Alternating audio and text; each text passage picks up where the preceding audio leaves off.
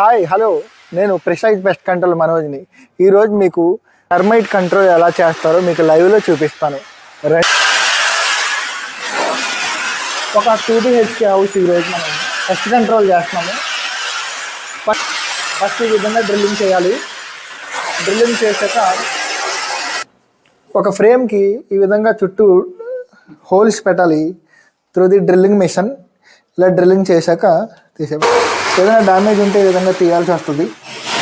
ఇలా wall drilling అనేది చేస్తాం. అది కన్నం దిక్కది.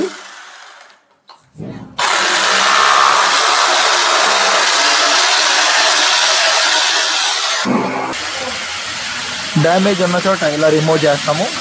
ఏదైనా మట్టి అలాగా ఒక వే కింద పట్టుకుని ఉంటుంది, అందులో ఎక్కువ పురుగులు ఉంటుంటాయి. ఇలా జాగ్రత్తగా ఈచ్ ఎవ్రీథింగ్ రిమూవ్ చేయాల్సి ఉంటుంది. ఆ విధంగా రిమూవ్ చేస్తాం నీట్గా. అలాగే డోర్లకు కూడా ఎక్కడైనా పట్టిందేమో చెక్ చేసుకుంటుంటాం.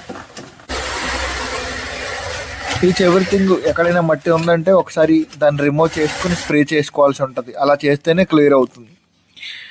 విండోస్ కానీ డోర్స్ కానీ ఏదైనా ఉంటే నీట్గా కెమికల్ అప్లై చేసుకుంటే మంచిది. ప్రతి హోల్లో కూడా కెమికల్ ఈ విధంగా ఫిల్లింగ్ చేస్తాము. ఈవెన్ ఇది 30 to 40, 50 ml వరకు ఒక్కొక్క హోల్ తీసుకుంటుంది. నార్మల్గా చూసుకుంటే 20 ml. ఫ్రేమ్స్ దగ్గర ఎక్కువ తీసుకుంటుంది. వాల్ డ్రిల్లింగ్ అనేది దగ్గర ఏంటంటే ఒక 10 to 20 ml వరకు తీసుకుంటుంది.